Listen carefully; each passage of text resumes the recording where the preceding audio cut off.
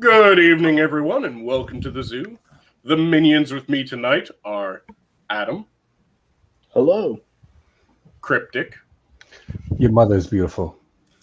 Sora Luna. Good evening. Megato. Hey, guys.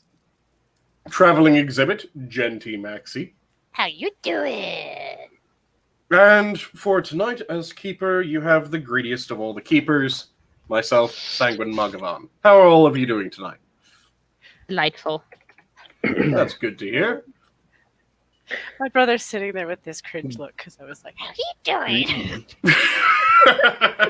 doing? And What's Jen? family for if it's not to embarrass them? he's shaking his head. Yeah, no, he's in agreement. Traveling. Hey, hold on. Are you smoking menthols? Because apparently those are going to be banned soon. Oh, here in the too? States. Well, They're no. banned in the EU already. Well, I haven't seen them in a long time They're because banned in the EU. well, Yeah, any flavored cigarettes because they entice children to smoke or something like that. I don't know. So wait, even like cloves? Probably. probably yeah. So God. for here, it's more of a racial thing. Yeah, we know. So it's basically that the Democrats think black people can't, differentiate between smoking is good for you and bad for you based off of flavor. So Fuck. yeah, Because it has a Wow, that's aftertaste. so racist. Holy shit. so yeah, that's what the Democrats are trying to do. To be fair, back in the day, I did used to smoke menthols when I had a cold because it felt less harsh. What? Wait, Yeah, you the- smoke? Hold on. Okay, first off, for preference, Cryptic and I, we're brown people, so we're allowed some level of yeah. So but the second thing is, wait, what? Yeah.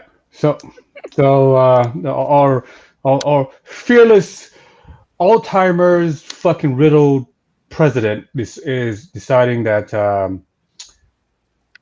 menthols target black people too much for their smoking habits. So we're gonna ban them like good old fucking racists we are as Democrats. But yeah. That is the thing that they are thinking of doing, and they're trying to do, which probably will succeed because they have the House, the Senate, and the fucking presidency. So, Well, I'm not gonna lie. I'm just- cigarettes are fucking expensive as it is. Watch them try to do that to booze, and just watch the riots like triple. No. Well, yeah. They don't know that the booze is bad for them because it tastes good. Resurrect the mob and rum running. Kind of Well, like Because it I was was just the seeing tea that them you guys too. got pissed off about. They raised taxes on your coffee, and your ladies are like, "Fuck you, Britain! Yeah. Don't touch our coffee, or you'll die." We declared outright revolution over a Coffee. breakfast beverage. Mm-hmm. Understandably, it's coffee. Anybody in the world who understands coffee understands that war. No, So, tea's so much better. well, I don't Nah. mind tea. I like both. I just know that coffee is great when you're going to a soap store. You just bring a little cup of that with you, and you just sniff the kernels, and all of a sudden you're not clogged. I think that is the whitest thing I've heard someone say. Clogged. Yeah, because you got to take a shit right after drinking a cup of coffee. Well, yeah. Well, I don't necessarily have that problem. It's more of the having to pee right away. Yeah. don't I know. think my body doesn't know how to handle coffee properly because I don't have these issues. But I drink it like I drink water. So I think it's You're just like still young. You're still young. I mean, I'm not that significantly older than you, but honestly, I didn't have that problem until like 5 years ago. Jesus. Yeah. Yes. my favorite thing to do is to have some coffee, like caffeinated coffee, and then go to bed to get a good sleep. You See- have coffee and then go to. Wait, you have coffee and go to sleep? Yeah, like an espresso, and then you go to bed. What I drink- the fuck? Wait, are I you thought one of the Red Bull people goes that bad. has the paradoxical effect when it comes to caffeine? Yep, it Oh, knocks me what out. the hell? Okay, yeah. I There's a am, certain percent of the population I knew that there has a was something wrong with paradoxical this person. caffeine response.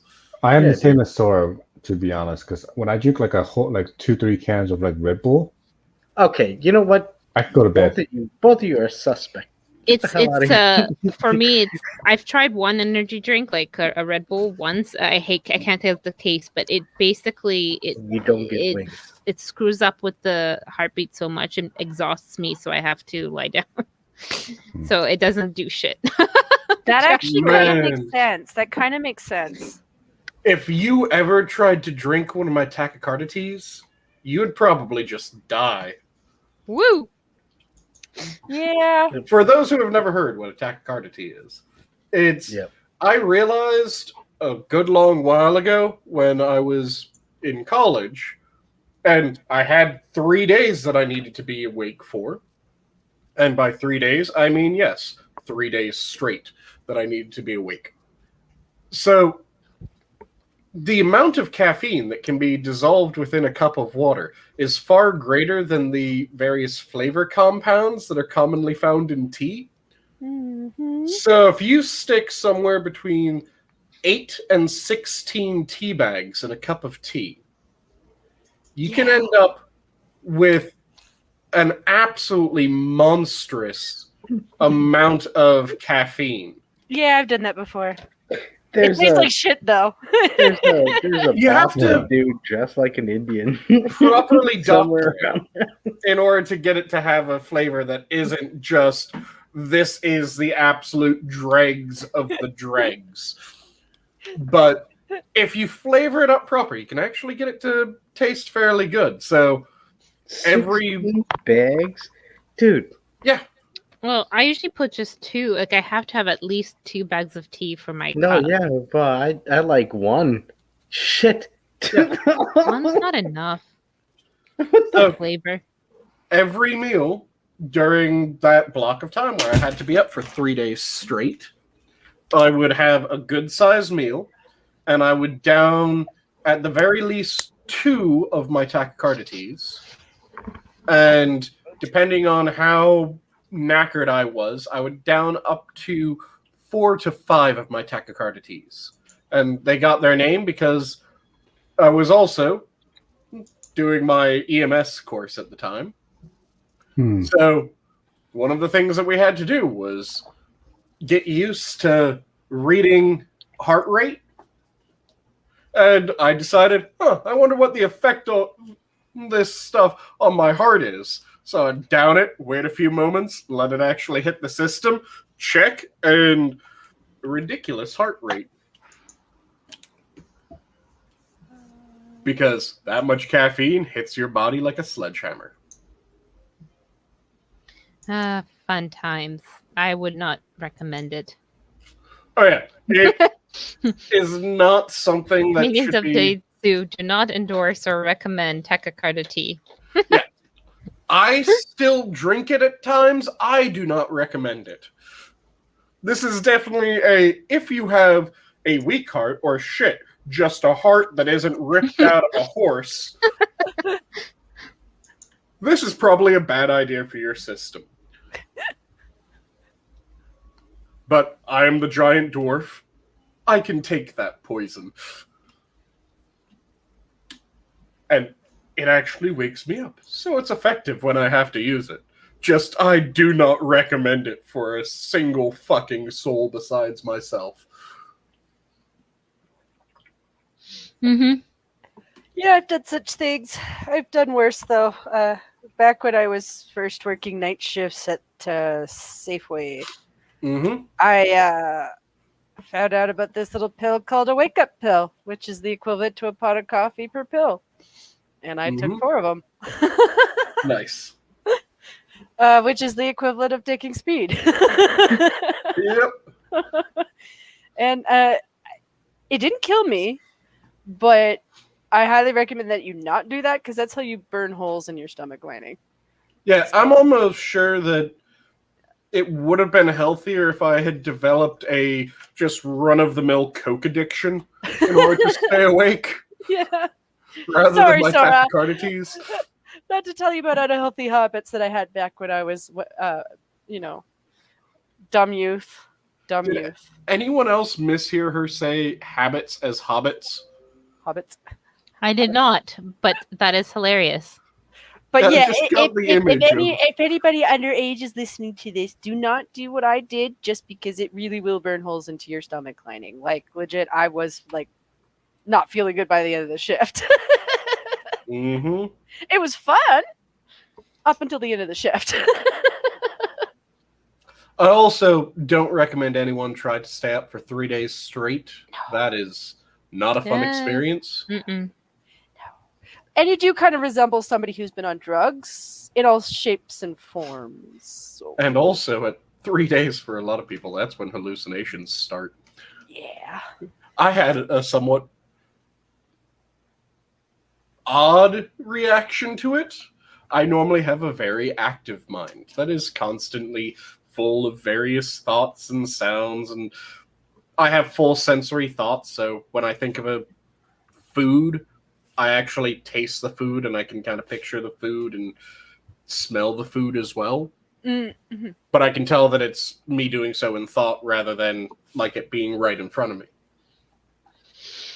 But when I was up for 3 days, my mind went silent.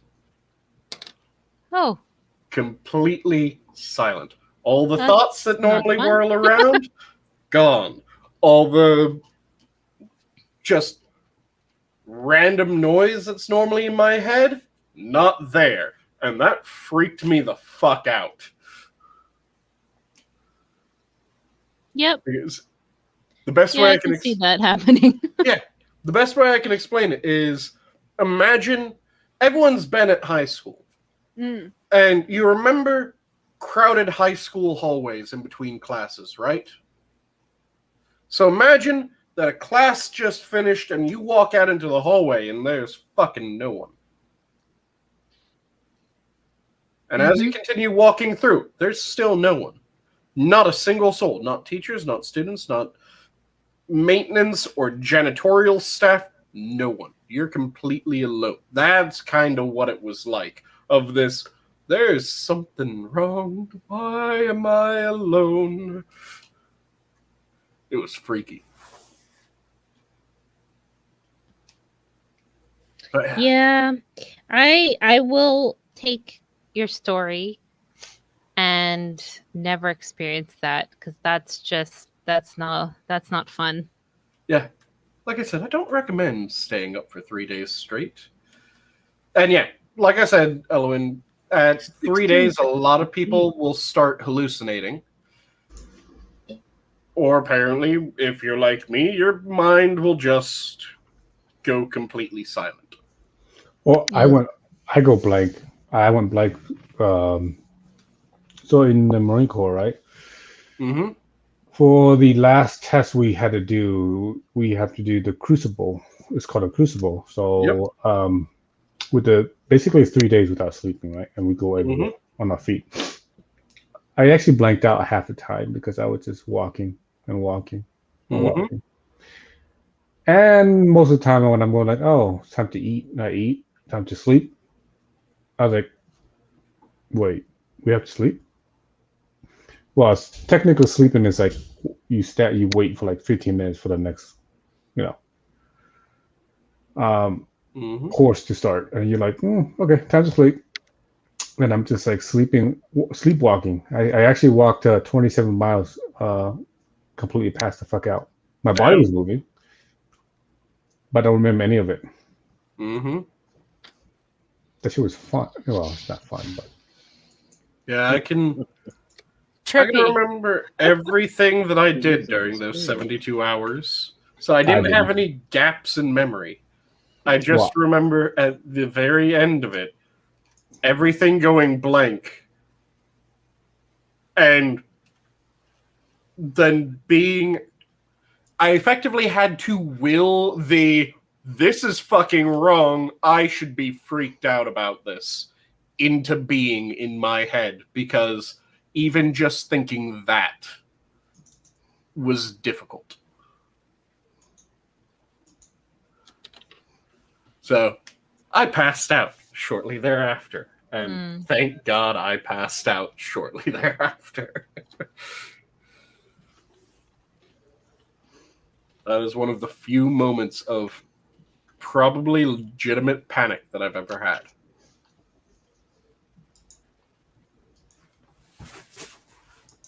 Oh, I enjoyed it. Yeah, it's an interesting experience going through shit like To that. have at least once in all your lifetime to do it, you know. Yeah. So, anyone have any interesting stories? I know that we touched on the menthols and flavored cigars being banned, which I saw a lot of people going, the fuck, especially since the Biden presidential promise was the legalization of pot, and then after getting in office, he and his office started saying that they're too busy to deal with that right now, and now they're announcing, yeah, we're going to actually criminalize menthol Quelle and surprise! Well, flavored cigars. flavored cigars. It's like, They- damn, they- dude, I like my White Owl fucking blunts. Like I remember in Romania, like years ago. I don't know. Definitely, they probably don't have them now anymore. They had lady cigarettes, Mhm. and for women, right? And they were Lady perfumed. cigarettes. Yeah, they were Ooh. super elegant, perfumed, usually pretty. I've never smelled them, so I don't know how terrible they What? would smell. I can't. Hold I on. don't believe they would taste all that good because they're perfume, flower perfumed and stuff. They were perfumed and pretty. Yeah, yeah. Yes and yes. Ladies don't smell like tobacco. That's not nice. Oof. Apparently. Hold And- on. So this the cigarette for the lady. There you go. And anyone else also picturing the old, like, 1920s through 40s cigarette holder? Yeah, Oh, those really new ones. Yeah, Yeah. and it very elegant. smells perfumey. And the reason for those was also in order to be more ladylike, because you don't want to get stains on your nails from cigarettes. Yeah, Exactly. You don't want to get stank fingers. So you get the long holder so that you touch the holder and your fingers don't get anywhere near the cigarette smoke. I mean, personally, I like it because I like to smoke the long bottom leaf. Mm. You know, best of the South farthing. Be able to smoke a little bit longer without having to worry about it burning. Yes. Do you use a nice home whittled pipe there, Mr. Adam? I'll send a picture in the Discord of Oh, my Nice. of my pipe. Awesome. No, seriously. I hope that's not a euphemism for something. You'd be surprised. I remember with my roommate, I went to this buddy's house back when, Canada didn't have legal pot and, it wasn't really legal to buy it. And yeah, he was like, here, try some. The pipe he gave her looked like a dick. What? Like it was shaped like a dick. And Okay, now, due to no, that, this and is- also, Hold on. This is no. I purchased a pipe from what's it? Damn it! The fucking Renaissance Fair yep. in Bristol Renaissance Fair, Wisconsin. The fucking goofy northern cheesehead neighbors, right? Nice.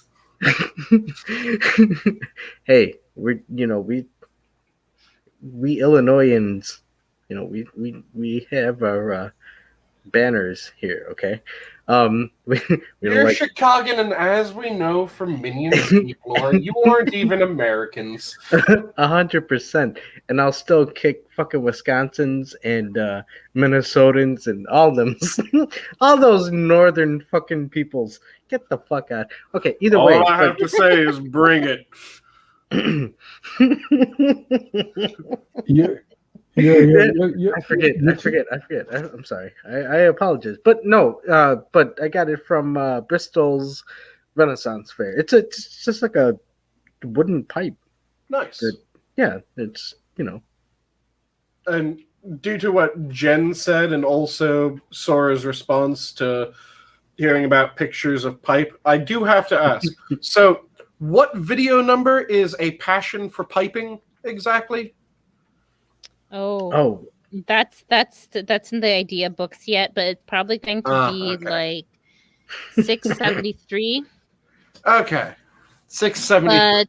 But COVID There's a has specific really number? destroyed the production, unfortunately. Yeah, having to stay 6 feet apart really cuts down on what male leads that you can hire. Very true. I hear Mr. Ed is still available. We don't do that. That's not part of my production. Oh yeah, I think he was purchased out by the Young Turks production studio, wasn't he? So, going on. Please do. That was hard to say without bursting out laughing halfway through.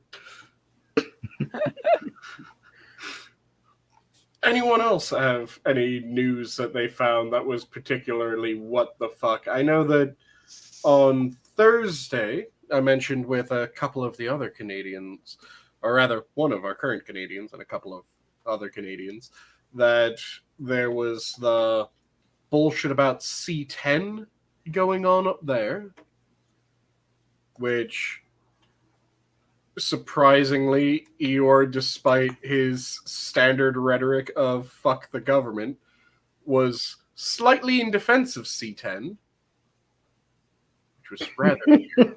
For those who don't know, Canadian media, at least Canadian traditional media, has very strict guidelines of what can be shown at specific times and aired on TV and on various other things. So if a film is not deemed Canadian enough, or a show is not deemed Canadian enough, its times that it can be aired are massively restricted.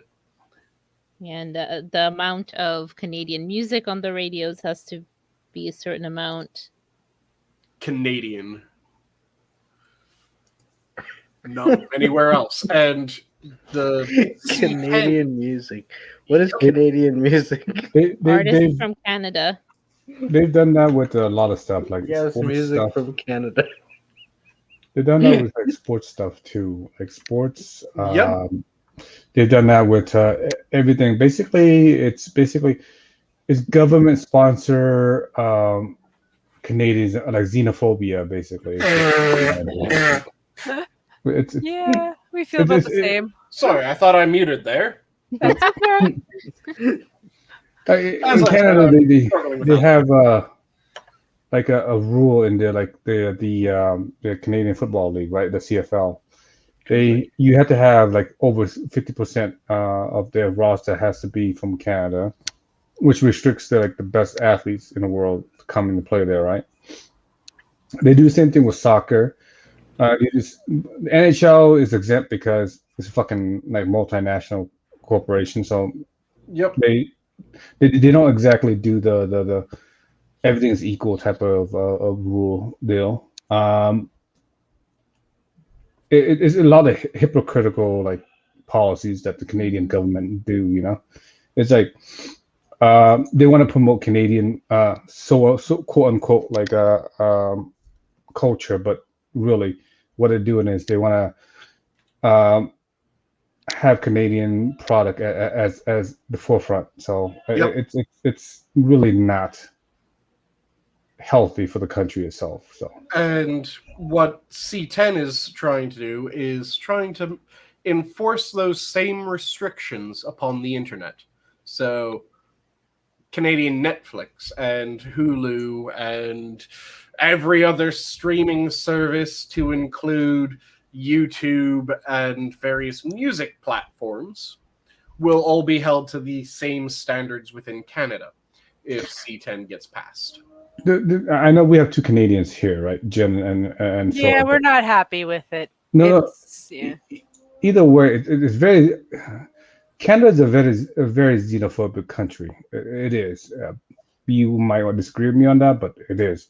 It's not the best will win or the best will be presented. It's who, even if they are Canadians that are from like foreign country that came to Canada. They have to be Canadian, and it's very anti-freedom. You know what I mean? It's Dude, not don't even Well, get me that's started on not really a Montreal part of anything that was ever part of our constitution to or begin with, Quebec. really. Get out of here. Yeah, but I just feel like it's not a way to do things. You know, I mean, like the CFL thing, right? Canadian Football League. I actually know the whole. Out of everybody here, even the two Canadians here, I actually know about the CFL. I'm sure you do. I had know nothing about it because it just never interested me. So I won't contradict you on that. The biggest thing that I know about it is they do 3 downs rather than 4 downs. Right, and then the field is 110 feet instead of 100 feet. I mean, 100 yards. Yards, sorry. I don't want to say feet, but yeah. And the goalpost is, anyway, that says the point. And they have, in the CFL, you can have people in motions before the snap. Never mind. Okay, let's get too deep in that stuff. But the thing is, ball. but the problem with the Canadian the Canadian system when it comes to like their quota system, like literally it's just a quota system. They applied it to football. They applied it to soccer. You know what 2 sports that they cannot apply that to? The NHL and the freaking Major League Baseball. Because if they apply to that, nobody in fucking Canada can fucking support their teams. And the Toronto Maple Leafs would never fucking win another Stanley Cup. Well, they haven't won one in like 30 years, but besides the point. Start for the Canadians.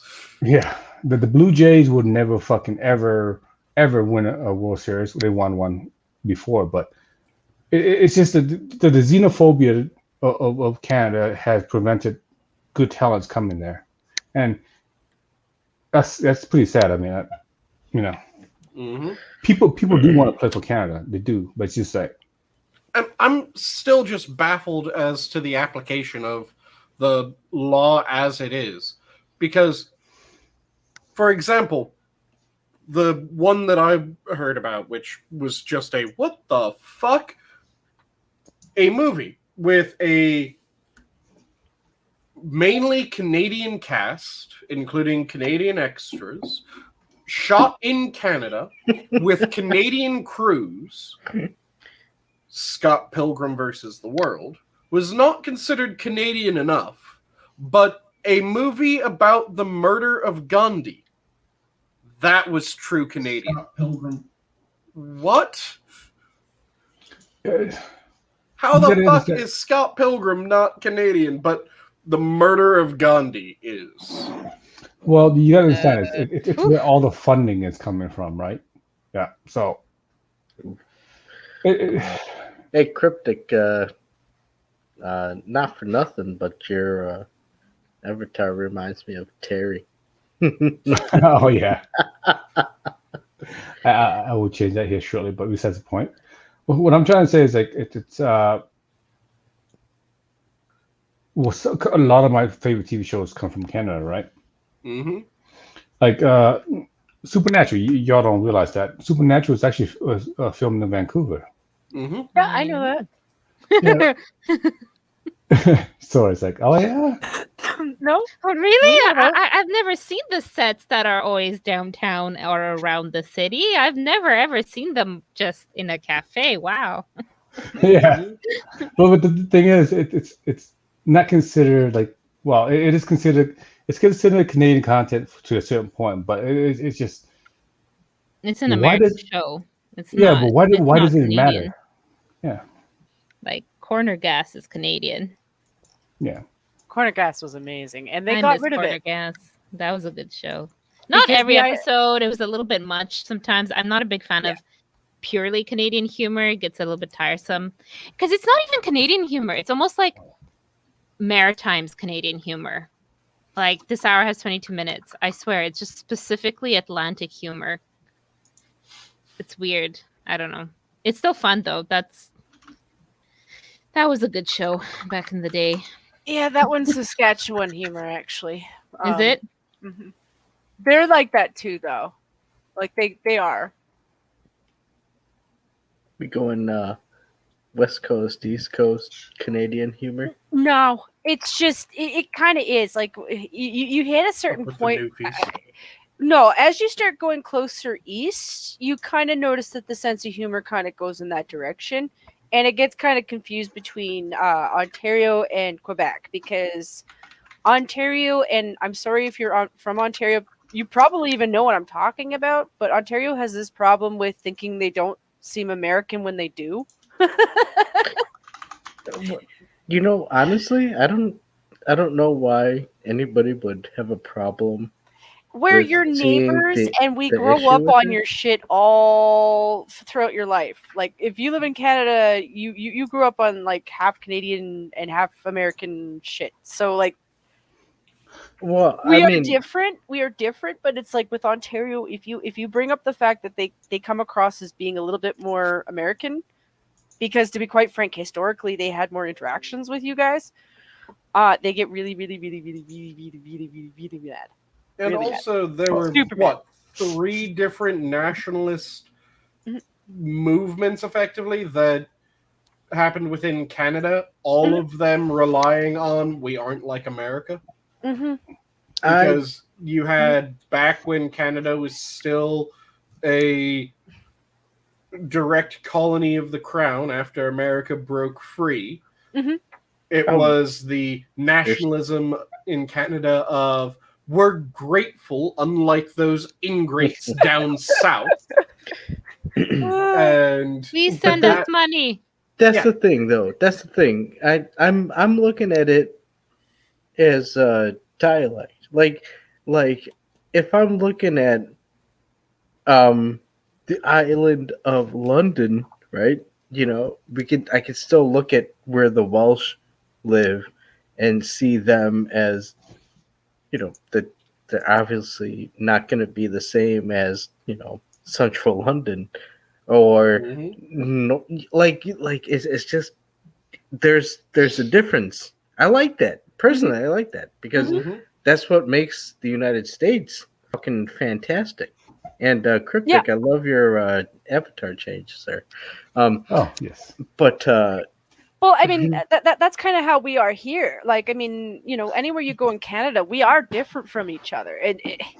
It's not necessarily vast differences. It's just even to the point of how we talk, and our education is different. And you know, hey, Well- you know what? You call it soda pop. We call it I don't call it soda pop. I just call it pop. oh. I call it Well, soda or pop. Well, See, you're Whatever wrong. comes out You're of the mouth thinking of first. Eastern Canada. Eastern Canada does the soda pop. Well, that's the same thing in the United States. Like depending on the region of the United States you're at, right? Yep. Some some parts they call it soda, some they call it pop. I call it pop, but if I drive like 30 miles away, somebody call it soda pop. You know, I mean soda. You know, it's regional differences that we love amongst each other. You know, like the way we speak, the way we change our terminology, right? And that's what's beautiful about both of our countries. Like we have regional differences that define who we are. The problem is like it's getting like fucked by the goddamn media saying, "Oh, you got to be one way or another." It's like you don't have to, you know. It's like that you can only I'm love a sorry. cat or a dog. There is Yeah, no exactly. both. Yeah, you Elwin can, like, goes. Elwin goes. There's Quebec. Those fucking French. yeah, they are. They're horrible. they Well, except Well- for magic. Except for magic. Magic's awesome.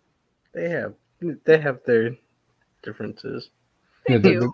They They call do. it Coke.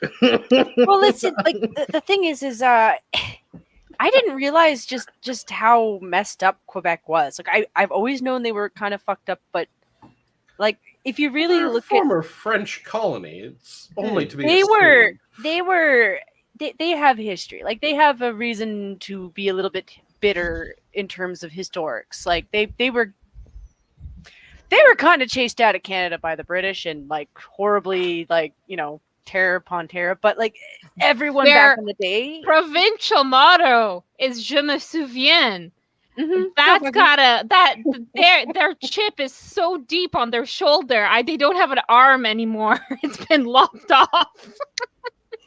but it's the thing Get is over it. it's not just that though. It's the politics. It's the politics between Ontario and Quebec. And the thing is that's their revenge right now is pretty much milking it for what it's worth because they got pissed off about the politics. And I don't understand because here's the thing. There is nowhere in Canada that wouldn't like to see Quebec and Alberta do a pincher on Ontario. Not because we hate Ontario, but because the crack needs to stop. The crap needs to stop. Like the whole... Everybody needs to have more proper say in Canada, just kind of the same way that you guys do in the US, and we all know that. But they're trying to do away with that down here. Yeah, they are. And they don't want to give that up here either, I mean... Yeah. And it's just... And the worst of it is, like, if you really look at who's suffering right now in Canada, it's Quebec. That's not to say the rest of us aren't like in a shithole too, because we are. But Yeah, but what I understand from politics of French Canada, right? Mhm. A lot of their money, right, was through tourism, right? The Montreal has a very, very high tourism economy. Quebec City too. That's a beautiful old. they have Right. beautiful cities. And do. they have great cathedral and great food, right? Yeah. The problem with Wait, The you said problem- they have good food too? yeah. They're Hold on. Montreal has former French colony. Well, Right, well, hold okay, on. Well, hold on. Do they add onions to their food? Of course they do. Oh, jeez. Okay, you know what? Yeah, they're Fuck French. Quebec. Get the fuck out of here. not like before this whole COVID So- bullshit and all that. She's No. not that bad, Ellen. She has some good songs. Sorry. Have Nope. to defend Celine Dion once in a while. She's not No. the worst Not thing. from Ontario though. Like I From said, Manitoba. one of the best groups that Canada gave us when it came to music was Great Big Sea. And the bare naked ladies. And honestly, I have to stand with Sora on the Celine Dion thing. Like, you have to understand, any resentment I have towards her, I can't really blame on her so much as it's reflective on Canadian culture in the sense that we have to play Canadian music all the time. And my Yeah. mom loved her, and it was back during the time where you could have more than one CD in a machine, so it was like eight Celine Dion CDs for. Oh my Hold on, god. wait. We Wasn't- had that in Was Celine Dion the Titanic lady? Yes. Yeah. Yes, you are. Yes. Oh God, no! Yeah. You know what? No. Not just in No. English, not just in English, Mr. Adam, but in French. where? But in French. Yeah, for like days and days. And I moved out. My dad was stuck with that. They just tossed it See, overboard. And if he Now got I lucky, she would put in a little Barbara Streisand just to break the Now Celine I Dion just get streak. the Right. mental image of that Near Far song being played in English. You click skip, it plays in French. You click skip, it plays in English again. Skip French. I can't And this escape it. This is what hell is. Oh my God. Legit, we do that to my dad every once in a while. We'll just talk about it, and he just gets this look on his face. Yeah, I know. I remember. I was there. I remember. I lived it. I bled through it. But you know what? I don't hate her nearly as much for like I said, I don't really hate her. It's just the irritation of it.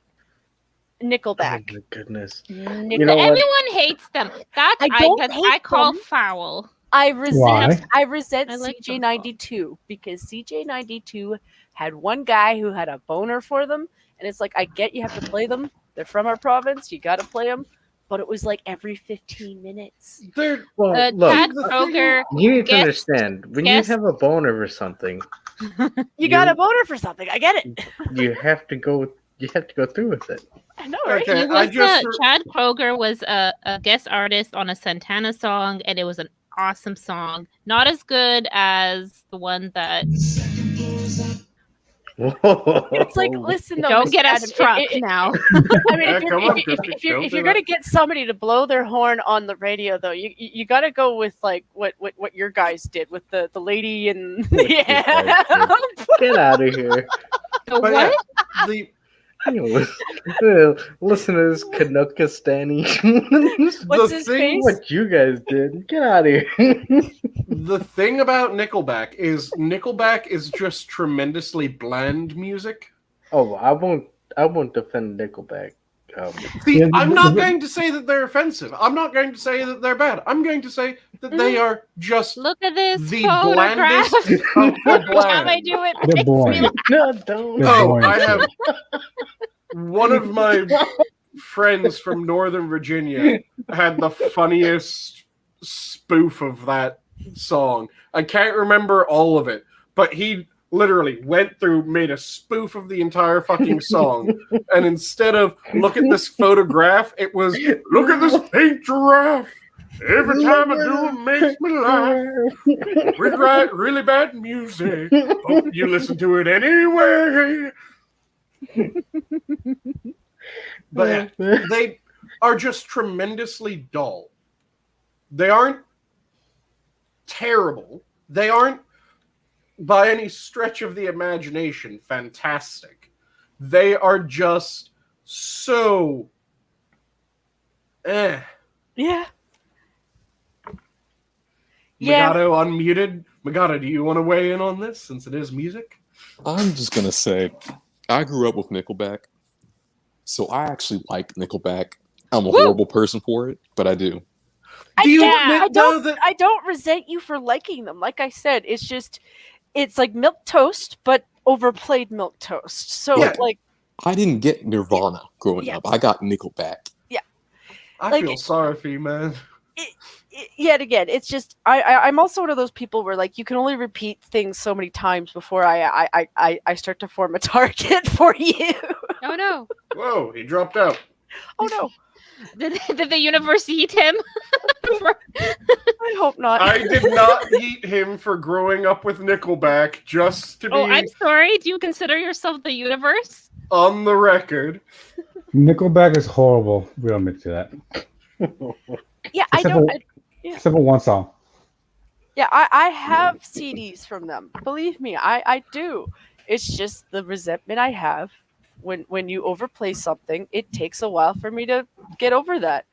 You know, I could listen to them again and be okay now, but I That, just that don't was for listen to- I me don't and listen- a lot of Maroon 5 songs. you know, I don't hate- listen to the there's radio. So many that I just. There we go. Oh, he came crap. back in. Like I said, I did not yeet him once he said that he grew up with Nickelback. I just. Yeah. But you know what? it's I bad so. ethics.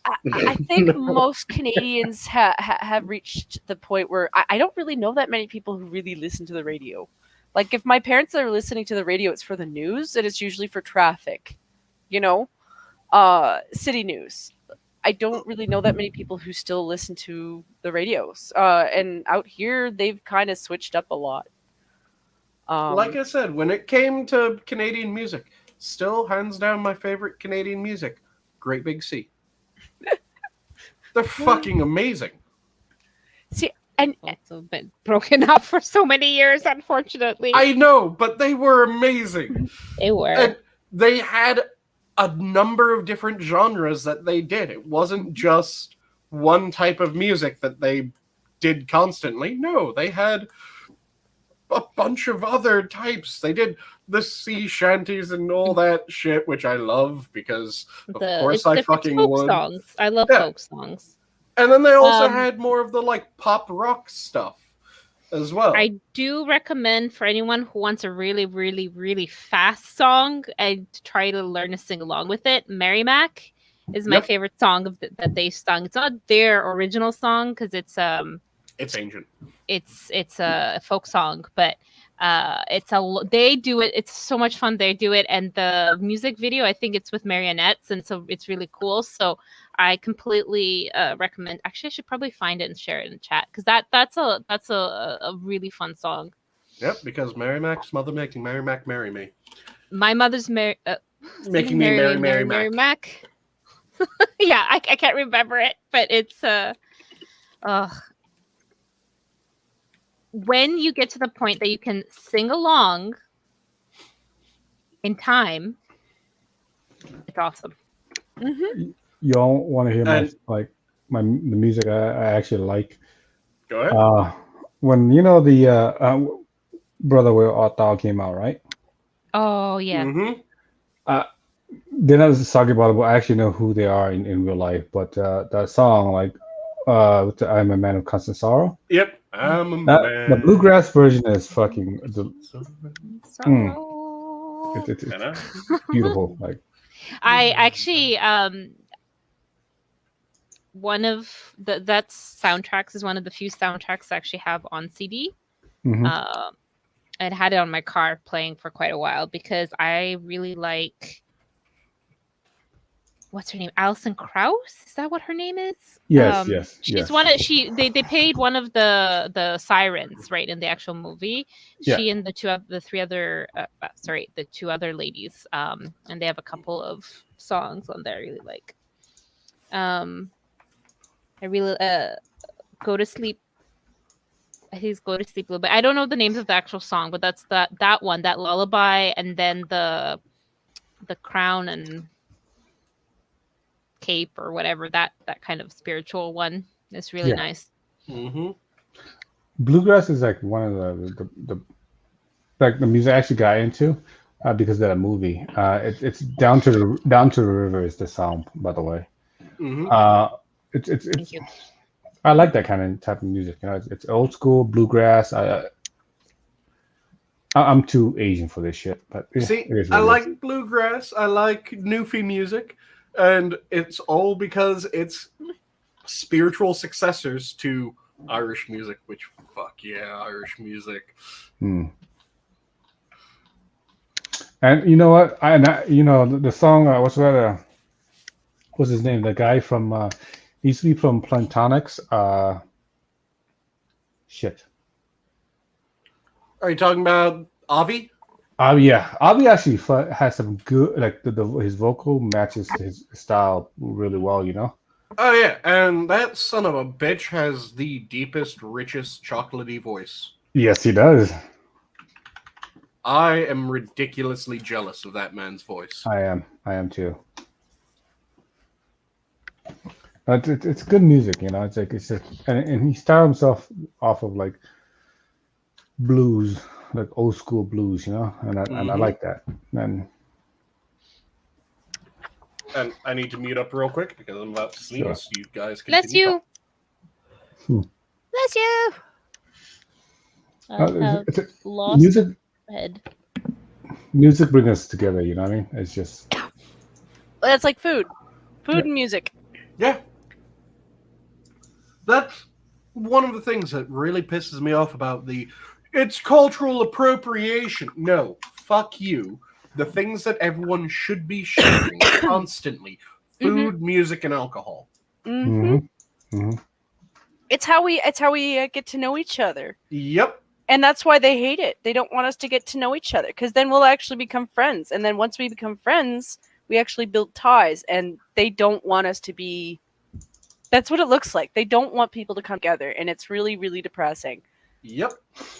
Because I swear, if you had a big old fucking cookout with a bunch of people from different cultures and groups, each of them bring music, each of them bring food, alcohol, and just bullshitting. Oh, that's a fun time. We used to do that. We used to do festivals like that. And yep. you know, I stand by those because it was fun. You know, you got to go try everybody's favorite food. You know, your grandmother's recipes. You got to know your neighbor, and it was peaceful. You know, it wasn't we're gonna just beat each other up because we're different, and it wasn't we're gonna judge each other because we're different. You know, and it wasn't just culturally different. You know, you could be from different classes. You know, you could go in and everyone was classless. You know, it was just we were all there having fun. And yeah, I feel like the people who are taking charge are the ones who just don't know how to have fun. And the idea of letting the people do what they want to do is a no-no. We can't have that. That's how you know.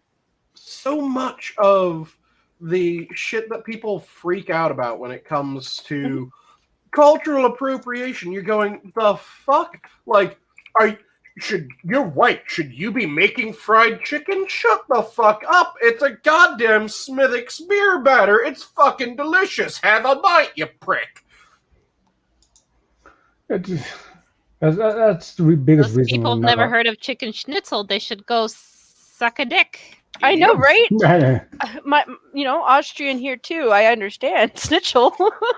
And some of the most amazing foods are fusion foods. I mean, Like- Wiener Schnitzel is the best schnitzel to go because it has to be veal or nothing. But that's just my opinion. Yeah, Well, but my mom's done veal too, but we stuck to chicken because she. I mean, I when don't you're have to suck a dick. I mean, unless you want to, but I'd hope we could just. You're right. That's not really a punishment. We shouldn't make that a punishment. Suck a cactus. But I just. You know what? We Wow. should send them on missions to go save the polar bears because God the damn polar it. bears are starving. nice. But I like Please your tell me humanitarian something. side, Jen. I agree. Well, you know, it's like in South Park when we set them adrift. We set them adrift and they go to feed the polar bears. They're starving, right? You know, it's that time of year again, and summer's almost over, so they're going to be starving pretty soon, you know, so let's send them out and feed the polar bears. But yeah, there's a shit ton of different foods that are fusion foods and become so goddamn tied to the culture that ended up making them after taking the general idea from another culture that it becomes Like wait, what? Japanese and Brazilian food. Yep. Because there's a huge Japanese population in Brazil. So they And- have made this fusion food that is delicious. Yep. You know, the first person I want to send on that boat up to feed the polar bears, the vegan teacher. Oh God, What? she's something I special. wonder Oh, if that's my. like feeding them broccoli at this point. No, you know? I think that might poison them. That's animal cruelty. I'm I thinking thought it would be like fusion, introducing like- broccoli to a bear. If I fed them a vegan teacher, it'd be like giving them broccoli, I mean, you know what they say: plants don't feel pain. right? Mhm. Actually, if you guys want like a good South American and Japanese fusion, there's actually a humongous Japanese population in Chile, Mm-hmm. and the fusion there is pretty good. So That I would like to try that. Mm-hmm. I don't know Chili why, but for a Japanese. second there, I thought you were going to go into this thing about violating her with a durian fruit, and I was like, "That's another second choice, Cryptic. I can always do Where that." does your mind go? I don't know. There's Aren't one- they used to? X-nay on that one, actually. That sounds like rapey threats, and I wouldn't really want to do anything like that with her because she's kind of gross. She'd probably give me AIDS, you know. an amazing example of the fact that there's a shit ton of food that crosses over and becomes fusion food that then just becomes identified with the culture that made the fusion. There's an entire style of cooking in Japanese cuisine that's yoshoko, if I remember, or yoshoku, something along those lines. And it's an entire class of Japanese cooking that is food that originated from outside of Japan that Japan went, that tastes really fucking good. Let's make it with our shit and our style. Yeah. And it includes things like, how many people know that katsu, tonkatsu and chicken katsu are in this style of cooking? they were inspired effectively by The schnitzel and Yeah, the Germans. shit I like know. that. Yep. They do the cake from them too. They do the tree bark cake. Yep. And they also took croquettes. Mhm. They have Japanese croquettes, which Japanese croquettes are a thing of fucking beauty. Oh, I mean, good god damn, I fucking love those sons of bitches. Especially the pumpkin. you know, Mhm. it's You a can lot of get it. little things too. Like everybody has an egg salad sandwich, but they took it and they were like, I'm gonna make the king of all egg salad sandwiches. Yeah. You know, and it's one of those things that I can appreciate about Japan. And if I ever win a chance to go there, I will happily go there. Yeah, But- Japanese food's amazing. Yeah, you know. I need to go back and I need to eat my way through Japan again. It was Ooh, that it sounds was so an amazing naughty. experience. You know, you have to I marry wouldn't them mind doing afterwards, that right? as well. You know, I you had have a to marry them friend- afterwards, right? No, I lived there for 3 years. Trust me, I didn't marry any of them. So Well, if it sounds naughty, Sora, are you willing to back a trip to Japan for me? Oh, Your production studio backing a travel trip for me, I'm fine with that. But yeah. okay. Let's do it. Huh. Listen, Mr. Yes, if I feed the polar bears Justin Bieber, they're no, let's not feed him Justin Bieber. He's your problem now, you guys. No, It's not our problem. listen. You guys have to deal with the fact that you break goods and then you keep wanting to return them after. Yeah, no, it's not no, how no, that no. works. Your No, no. problem. See, I think You break it, you don't buy. You break it, you bought it, which you did. No backsies. No, I think thought what he- we I- really need to yeah, start doing is you guys passed him south after going, he's a bit of a cunt, isn't he? Yeah, let's pass him to the Americans. What we should start doing is, he's a bit of a cunt, is he? Hey, Mexico. No, what you should really do is you should be like, he's from Ontario. Maybe we should check if there's a history of drugs in his family. No, I like my idea a lot more. You guys pass us the ones that you think are a bit of cunt. Sometimes we go, they're fine, whatever, fuck it, let them stay. But if we get them and we go, no, they are actually a bit of a cunt. We should listen, absolutely start going, okay, just move him south. I- And just keep everyone dumping him south until he ends up in Antarctica. Nah, see, like I have to be a little bit fair to the guy, a little bit, just a tiny little bit. And honestly, I'm talking shit about him to do it. But his mom was pregnant with him while on the crack, and then we went and we sent him to Hollywood. So it was just like, I wonder what are they gonna give him in Hollywood? Fucking drugs. So honestly, it was poor planning on a lot of people's parts. The fact that he's actually cleaned up at all, though, I give him kudo points for that. So he should be happier that in the process of moving him further south, he will get closer to his supply. Yeah, that's basically what we did. So But yeah, he's gone Christian though. You know what? So he's kind of cleaned his act up a little. we should So- bump him down to Mexico all the same, as far as I'm concerned. Well, you know. Just continue passing the hot potato. But then you know what's going to happen? They're going to build that border wall. They're All gonna the probably better. punt him back over. Yeah, pretty much. No, All the better. I What actually we do just- is we pass him to Mexico. They start building the border wall to prevent us from passing anyone else. And then we tell Mexico, hey, you know how you're having problems with immigration across your southern border? Just punt them along down that way. They'll erect the wall for you. And then you just advise it further on down. Like I said, just keep on moving him south. Keep on moving him south until he's just the lone cunt in a group of fucking penguin. It makes sense. And it's the type of solution that we need for this modern era. And everyone just muted. No, I was reading what Mr. Yes said. Does that mean you're keeping Americans that we've never took in any Americans that fled to Canada? Well, I mean, the ones that escaped the draft stayed, as far as I know, unless some they, of them did, yeah. Yeah, I mean, if their case wasn't good enough for the excuse, they got sent back. But you know, it's not like some of us didn't understand. You know, you got to understand that at that point we'd kind of pulled away from American wars. We were kind of like, you guys keep doing shit. And we just kind of were going along with it. And then Pierre Trudeau was like, fuck you, America. See, like I said, the tradition needs to be that anyone that Canada finds and they're going, they don't really fit in Canada, pass them to us. Then we get them. We decide, are they too big of a cunt to stay here? If so, we pass them south. If we like them, like William Shatner and a number of others, then we go, okay, you lot, you're able to stay. Justin, off you fuck down south. That seems to be one of the problems, though. It's like some of the ones that you guys let in, they start off fine.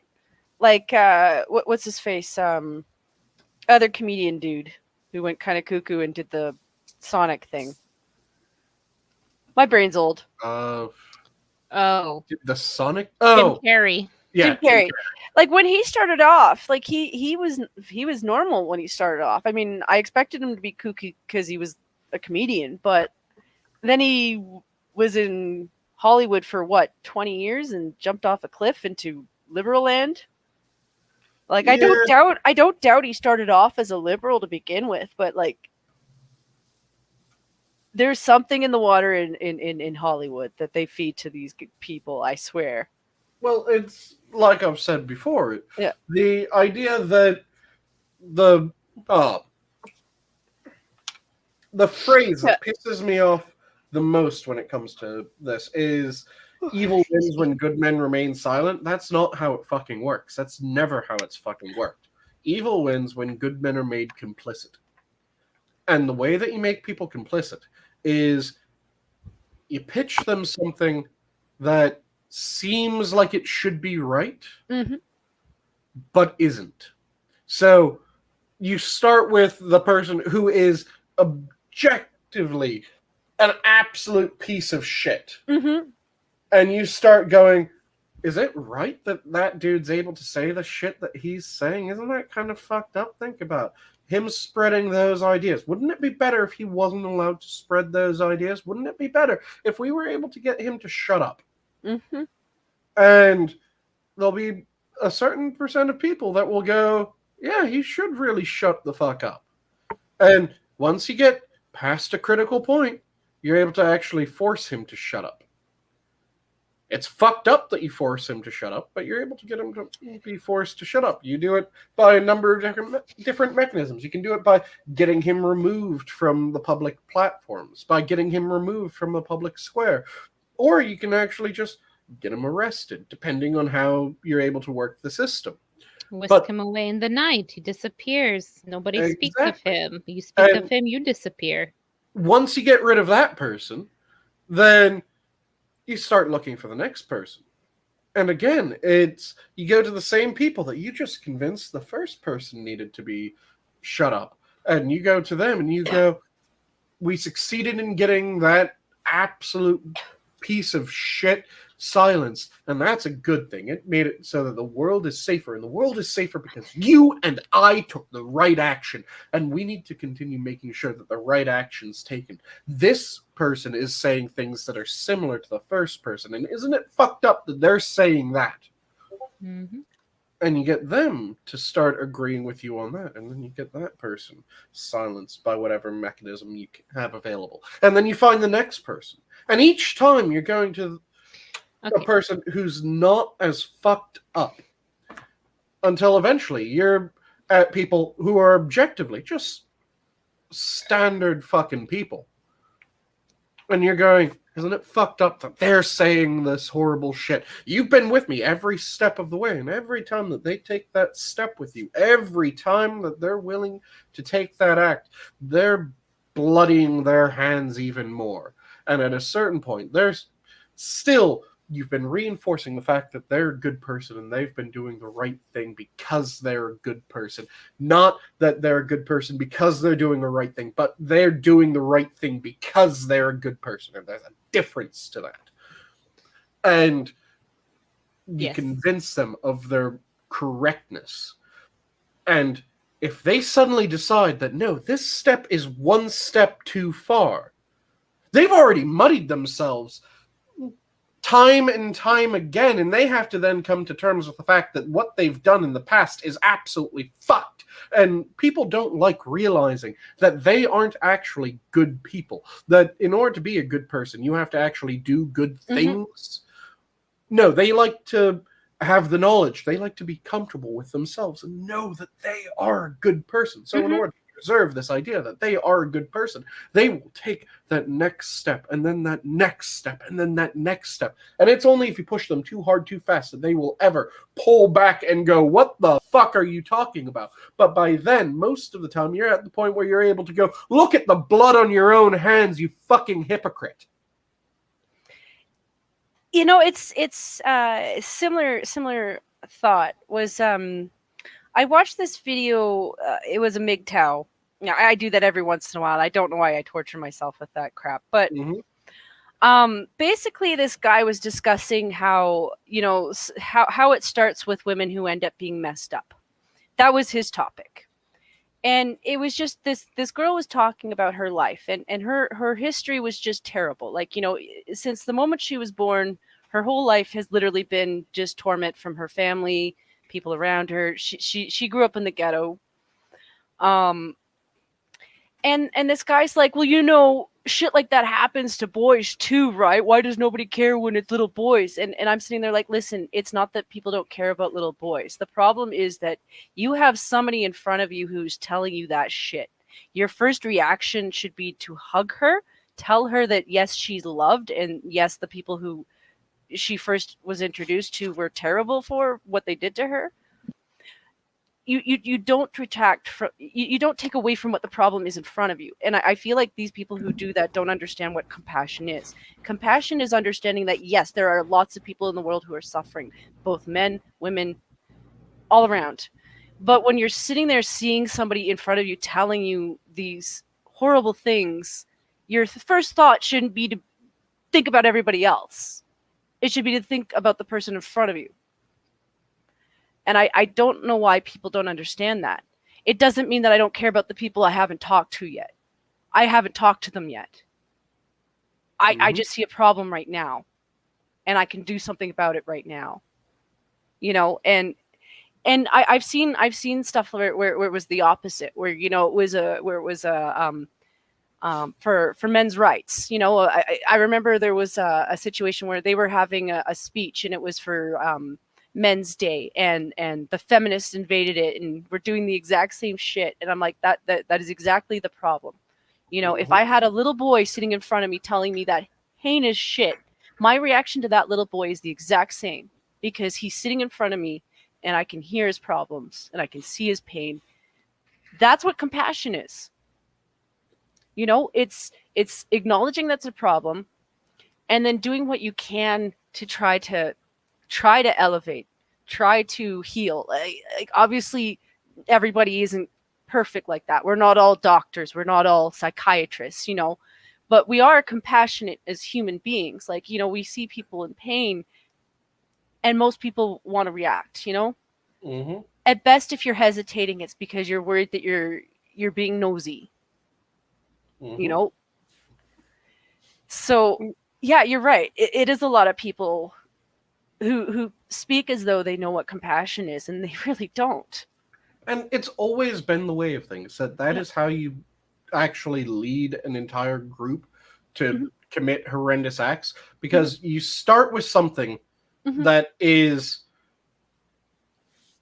at the very center of it. It has something that is true enough. Now, your interpretation of what it is fucked. But at the very core, it has something that you're able to point to and go, see this. And you can see this time and again in pretty much every society that ends up going to something really fucked up. You saw this with the communists. You saw this with the fascists. You saw this with, again, pretty much every goddamn society that went fucked up. There was that the first bit started with something that had just enough evidence. So when you're looking at the communists, let's say, and they're talking about how these specific people, the wealthy people, have all this money and the poor people don't have that money. And isn't it kind of strange that the wealthy people have all that money while there's not enough to go around? And it sounds true enough on the face of it. Because, yeah, the wealthy people do objectively have money and power that those who aren't wealthy do not have. It completely ignores how they acquired money and power. It completely ignores whether or not they did the right thing in gaining the money and power. It just looks at the situation as it is, and then it starts twisting that. So you notice that there's this trend. You notice that there's really powerful and wealthy people. And then you start making up the lie to it. And the lie is always why they have that money, why they have that power, and what they're doing in order to sustain that money and power. And you start with people that are actually fucked up, because it's really easy to find people of any group that are fucked up. And most of the time, in fact, pretty much all the time, the people that are fucked up in that group are hated by the other people within that group. But you're able to find them. You're able to find the businessman who is ridiculously unscrupulous in his business practices, who is absolutely abusing power at every turn that he possibly can. And you point to him as an example of, see, this is an example. This is what all of them are doing. And you get people to team up against them. Just like in the example of, you get the person who is saying objectively horrendous shit first. In this case, you go for the person who is doing objectively horrendous shit. And you try to make him the example of everyone else within that group. And it happened when it came to the Nazis. The Nazis went, Germany is in a really shit position. Yeah, after World War I, it was objectively in a really shit position. It was being beaten down by the rest of the West, and it was being blamed for a war that all of the West really had a hand in. And look at World War I, and yeah, it was being beaten down for its part in World War I, when its part was about the same as every other major European nation's part in World War I. So that rhetoric started brewing. And then also there was the anti-Semitism, because the Jews, much as the Jews within the West and within virtually any society where they aren't being subjugated, do kind of have this culture of learn, become smart, become successful, work. Put in the work to do what you need to do. And when you have the culture of learn and put in work, you have a tendency of becoming successful. But they ignored that was the reason why they became successful. And they just started going, isn't it strange that this group is doing so much better on average than the rest of us? And they started using that as a stick to drive on their masses. And then they found shitty examples when they could. And they tried to turn those shitty examples, because there were, for example, the German Jews that were communists. And they started using them as examples, because the Communist Party at that time, much like the Communist Party pretty much at all times, was getting in street fights and starting shit. So it's easy to start going after the communists because they're being violent sons of bitches. So blame the communists, blame the rest of Europe, blame the Jews because they're successful. And this Jew's not only successful, but he's also part of the fucking communists. And then you just build out the example from there. And you go from the one who is a clear example of someone that you can get a lot of people against them. And you just convince them every step of the way. And then you look at people nowadays, and we have the people that are trying to do the look at those fucking wealthy people. Isn't it strange that they have so much power and wealth? And look at this one. This one did really fucked up shit, and he's getting away with the fuck that he did fucked up shit because he's wealthy, and that's what all of them do. And they're building up that hatred, trying to get that momentum going, trying to push people along that path. And you see this time and again in every fucking example where this happens. You start with someone who is actually objectively abhorrent, and you start with just kernels of things that are true enough, things that can be seen, and you just keep on feeding people these kernels, and you keep on nudging them and talking about, look how horrendous this person is. Something needs to be done. And eventually you're able to get enough people that are actually good people, that are people that if they didn't have someone nudging them along this way, if they didn't have someone trying to twist them, they would be good people because they are doing good things. And not they're doing good things because they are good people.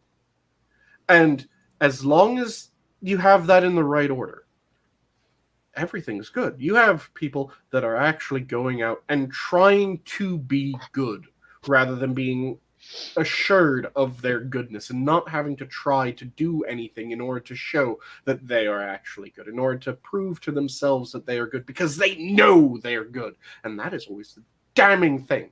And when you get those people, and you just push them along, push them along, push them along, it just fucks everything over. And yeah, we can pivot from here because I've kind of driven this on, but it's just something that pisses me off, and it's a thought that's been brewing in my head that I needed to. It's a good thought and a good vent. Gets other people thinking too. Yeah, just remember that in order to be a good person, you have to do good things. So put your thought into doing good things. Don't be concerned with whether you're a good person or not. Just be concerned with what you're doing is good.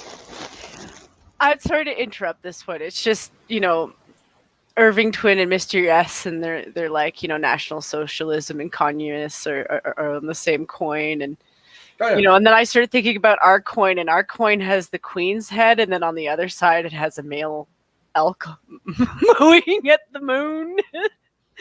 Effectively just mooing. Like, what does that really say about us? Is the queen mooing? Is not Teddy Roosevelt. And for those who don't get that joke, a male moose is a bull moose. And Teddy Roosevelt was known as the bull moose. Sorry. He took a bullet and still made a speech. Yeah. One of the most badass acts. He got shot. He chastised the person who shot him, going, "What, you think shooting me is going to stop me from giving my fucking speech?" Continued giving his speech. That's the fucking bull moose. Yeah. I think the exact line that he shouted out after being shot was, "It'll take more than a bullet to take down a bull moose."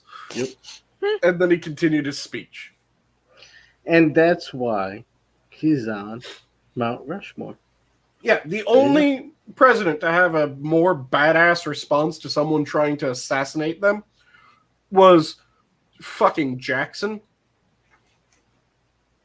Do you guys know what Jackson did in response to someone trying to shoot him? I did not know someone tried to shoot him. Yeah, someone tried to shoot Jackson. This is Andrew Jackson, of course. Andrew Jackson, I think he was walking out of Congress. Take notes, you and Canucks. Yes, sir. As he's walking out of Congress, a man runs up to him, pulls out a revolver, tries to shoot him. And this was a revolver that the man had chosen because it was the most reliable revolver at the time. Did it jam? It did not fire. So he dropped that revolver. He pulled out a second revolver. He leveled it, and he pulled the trigger, and nothing happened. So he dropped that and pulled out a revolver and pulled the trigger. Nothing happened. At this point, Andrew Jackson hefted up his cane. By the way, Andrew Jackson was like 78 or some shit at this time. And he proceeds to beat this much younger man. I think he might have been in his 30s, if that. So savagely that senators came pouring out of the fucking Congress hall to pry him off his would-be assassin, fearing that Andrew Jackson was going to beat this man to death in front of the Congress. Yeah. That's how we do things in America. And the best part was, so after all this happened, there was a trial, of course, and there was also kind of an investigation. And I think it was the manufacturer of the revolvers was going, okay, why did all three of the this is a ridiculously reliable revolver. Why did these revolvers fail? So they asked if they could get access to the revolvers and the exact ammunition that was loaded in the revolvers at the time. Mm-hmm. So they were given the go-ahead. And they test fired all of the revolvers. All of them fired. All of them fired without issue on every single round within the revolvers. So Cool. the funniest way that I've heard it phrased is Andrew Jackson was so goddamn terrifying, even the bullets knew not to fuck with him. That's awesome. Yeah, Andrew Jackson was a ridiculous badass. Another thing that he ended up doing, he wasn't a fantastic president by any stretch of the imagination. He was a ridiculous goddamn general, and he was an absolute insane, I mean, just fucking madman of a duelist.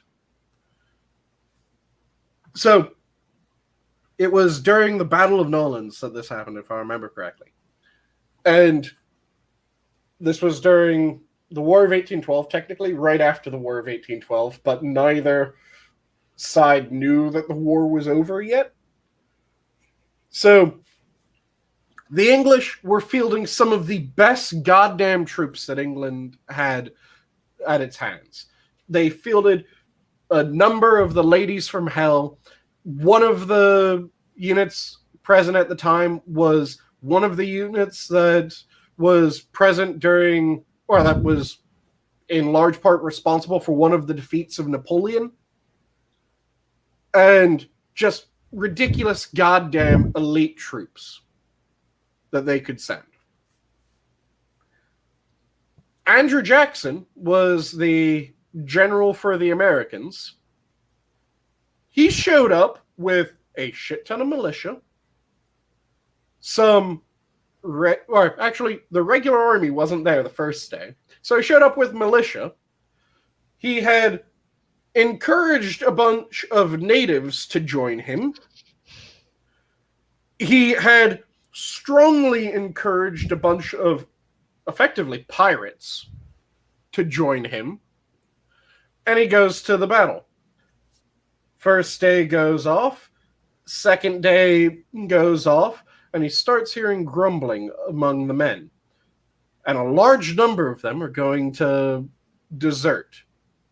He knows that if they desert, he's fucked. He also knows that his regular army troops are supposed to be arriving. So what he does is, by the way, he was also injured, I think, the first day of the battle. So he's in a sling. And he gets a horse, gets his sword, and gets a musket. And he rides out to where the group of men that he had heard were going to try to desert would have to go through in order to desert. He hopped off his horse, drew a line in the dirt with his saber, sheathed his saber again, hopped back up on the horse, rested the musket, pointing towards the line over his legs, and waited for the would-be deserters to come. When they arrived, he shouted as loud as he could that whoever dared to cross the line, he would personally murder.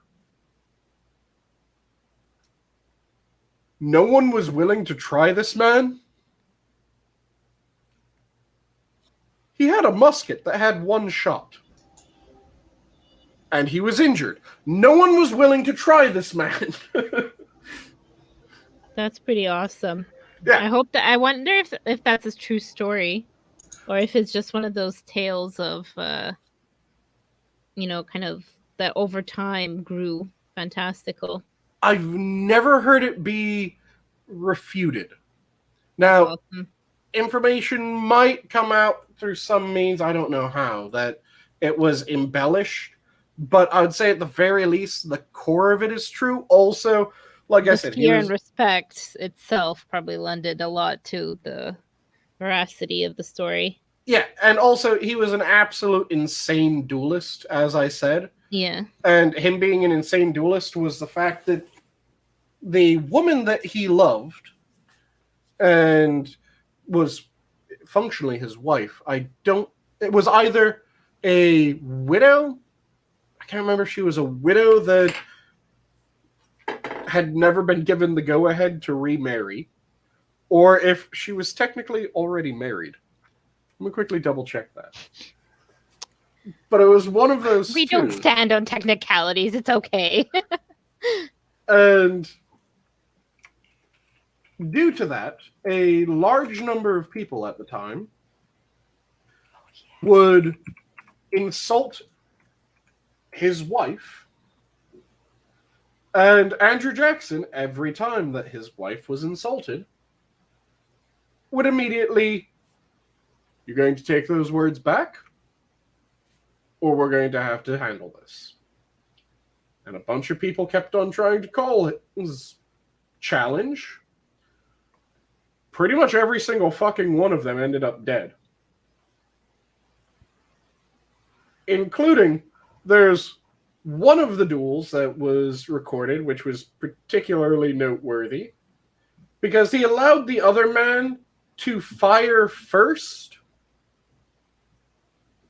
He was shot, and then he shot and killed the man.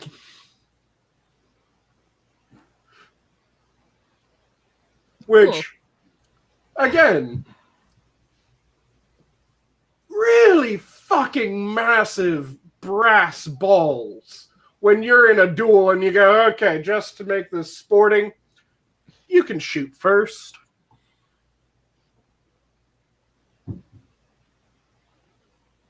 Who the fuck gives your opponent the chance to shoot first in a duel? Mm-hmm.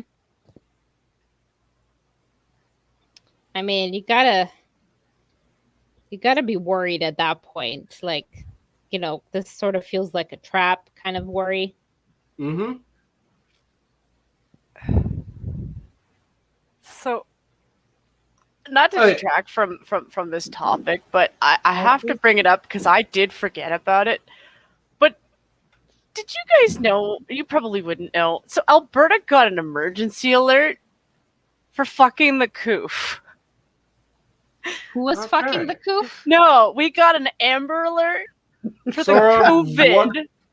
What number We video legit is got that? it. Yeah, we legit. It's going in the notebook. We haven't produced this one yet. Okay. Like, I was expecting like a child, a tornado, a fire, bad windstorm, because there was a bad windstorm. No, it was the COVID. So now we're getting a curfew now too, apparently. Fuck you, Jason, you sellout.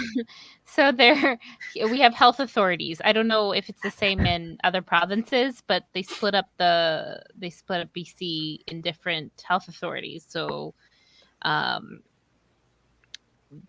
means, like, basically they have different distribution of doctors and medicine, and they have its own, like, micro governmental busybodies, etc., etc. Anyway, so there's a stop travel order right now in place between the health authorities, and they weren't going to put up roadblocks, but now they are going to start putting up roadblocks because people aren't paying attention to it. There's too much travel between them. Now, it won't impede if you have, say, work or medical appointments or legitimate reasons. Mhm. But for example, if you live in one health authority and you want to go to the beach, which is in another health authority, that means a ticket because you're not supposed to be traveling, because that's how COVID's going to spread. Yeah. So, I Right. mean, it doesn't impact me in any way, but I'm like, how do you even, I mean, like, the thing is that not every medical appointment comes with an alert. Like, it's not, so many people won't be able to prove Mhm. that they are going to a medical appointment or something that's necessary for travel. Because they could just say, like, I don't have to go anywhere, but I'm picking up my mother or my grandmother who lives in another health authority because I'm the chauffeur for the day. Like, I have no way to prove that. What are you going to do? Give me a ticket? What a waste of police resources. Mhm. Hmm. And I just looked it up, and it was that she had started the divorce proceedings, but they hadn't been finalized. So yeah, his wife was called a whore by a large number of people, and Andrew Jackson murdered almost every single one of. Well, didn't murder because it was done in a legal duel, but he legally dueled and killed pretty much every single person that threatened to say that his wife was a whore. How And romantic. yeah, they got married in 1791. The divorce was finalized in 1794. So she was a polygamist for a second there. She was a polygamist for 3 years. Awesome. Yeah. And just had to look that up because I couldn't remember if it was that she had married too quickly after being widowed, or I mean, if I can't foresee people. Well, I suppose if they doesn't, I guess if you don't wait for at least a year, maybe that will look funny. But those days, I'd be surprised if everyone freaked out if she got married so soon, unless there the was definitely nuptials a was proper like mourning period. they were all at the church, and she's like, well, since everyone's here for the funeral, let's pop into the chapel. I'm getting hitched today. There was absolutely a proper mourning period. Well, or maybe she was dating around, playing the field, seeing, testing the waters in terms of. Now, don't let him hear you say that, Mr. Adam. You might be challenged to a duel.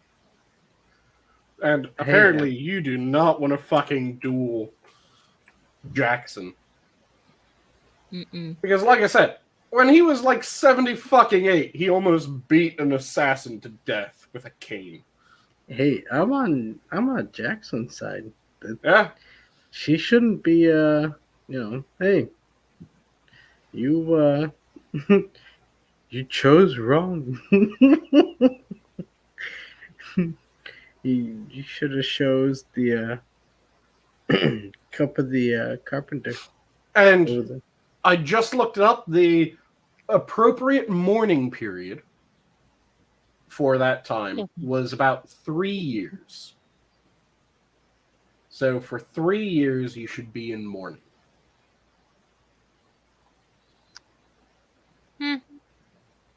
Why waste your time? Let's fast forward it. Get dicked down by a general who'll just murder everyone.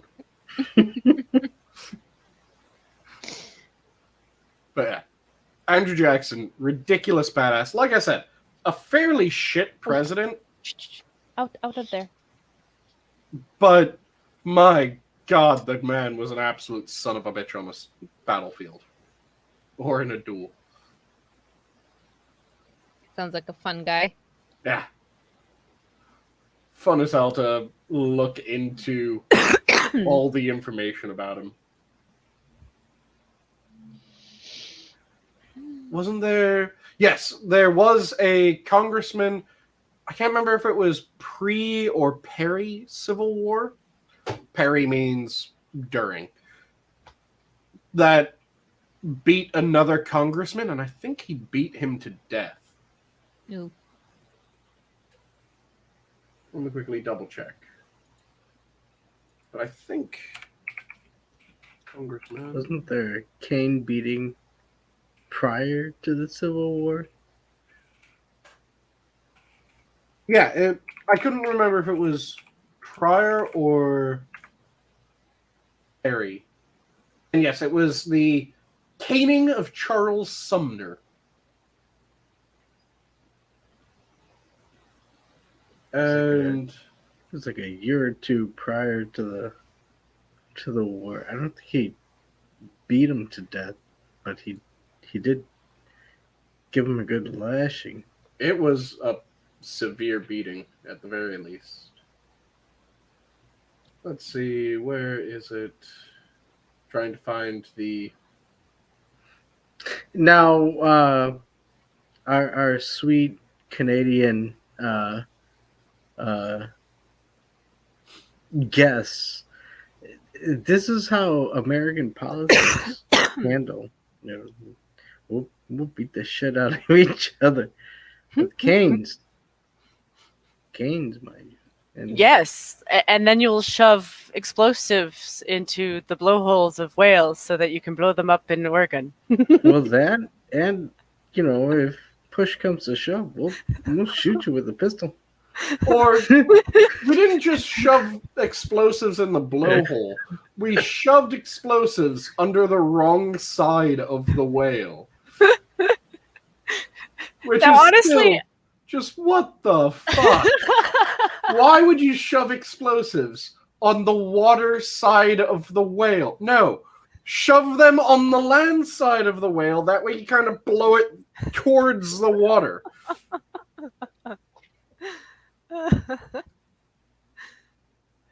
Oh gosh.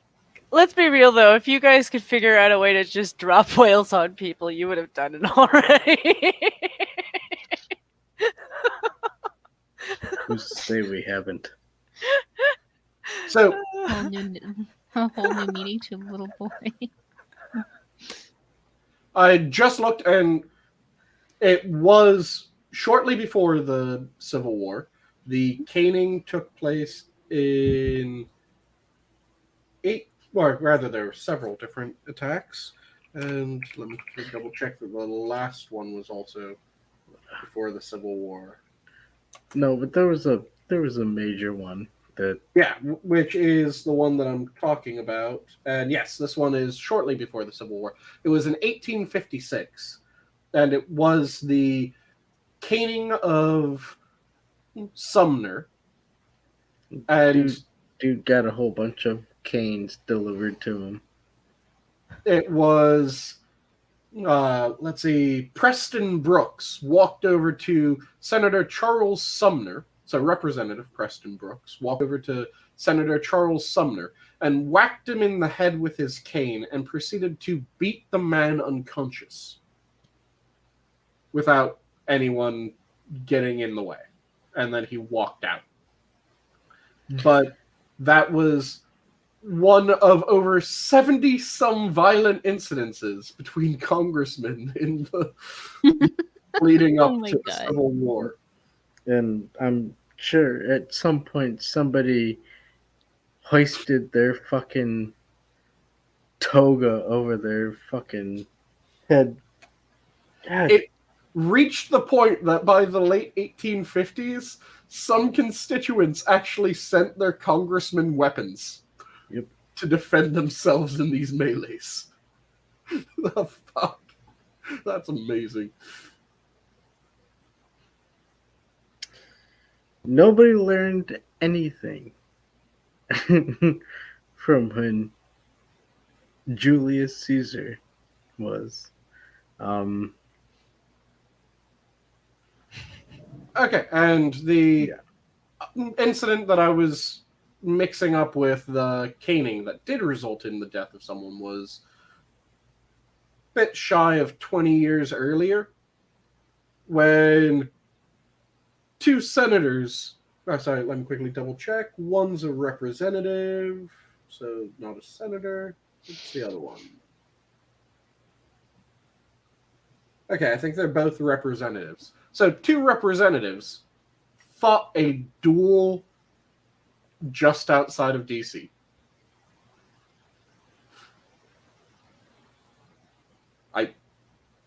What the fuck? It would be a more amusing time if shit like this happened every so often. But yeah, It'd be very interesting to see, like you know, we can't have really like people do violent duels like to the death, but it'll still be very amusing if it's like you have a couple of representatives, they are just not getting along. Okay, to settle your differences, you're gonna go out in the quad.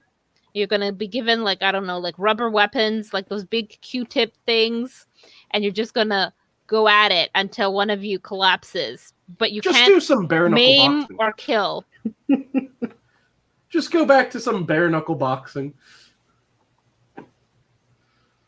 No maim Stream or it live. killing, because that's like Pay-per-view. against the, you know, then you can't represent your people if you're dead. So no lethal injuries, but you're allowed to give each other a good drubbing.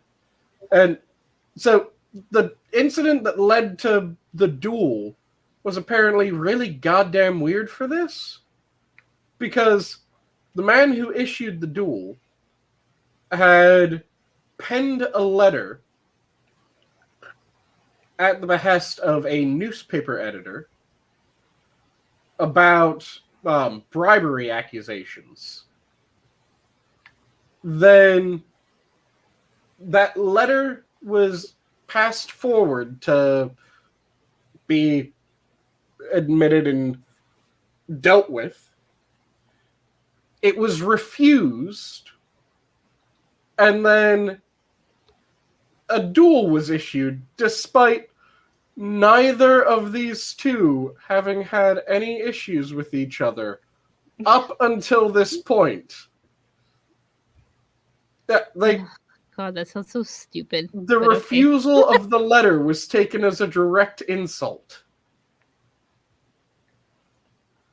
And, of course, they named goddamn other representatives as their seconds. So, 4 fucking representatives I mean, who else? who were engaged in this fucking duel. And they had insisted that this duel would go beyond the 2 customary rounds. So, for those who don't know, pistols were incredibly inaccurate at the time. So, you could have a single round duel. You could have a 2-round duel, which was the standard. Or you could insist on going past 2 rounds. And you could go past 2 rounds by a specific number of rounds, or it could be a straight up, no, we're dueling until one of us gets shot. And they opted, I think, for the last option. That they would duel until one of them got shot. And in the 3rd round, one of them got shot and dead.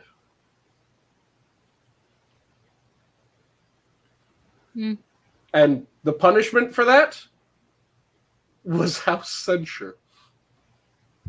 That was it. I mean, if it's legal, right? That's fucking goddamn. Dueling was a trip. Yeah, I wouldn't say there was any like beatings in the parliament, but I do recall, and somebody mentioned it in the chat earlier, that there was this one time when Mr. Christian might have tried to choke out a guy. Nice. I mean, to be fair, the guy shoved a pie in his face, but And just to comment on the let's have the senators bare knuckle box, and then I also see Talik's comment of American Gladiator style. You have to admit that if C-SPAN had pay-per-view of senator fights, pretty much everyone would pay to see senator fights. Let's be perfectly honest. Hold on, American Gladiator. First off, Wouldn't you pay to see Bernie face off against Twister? Well, damn it. Or are you more of a Laser fan?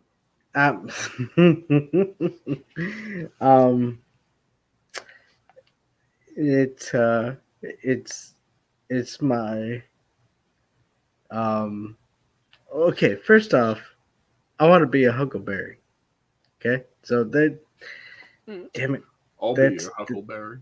That's where the duels, they kind of die off. But in terms of American Gladiators, holy shit.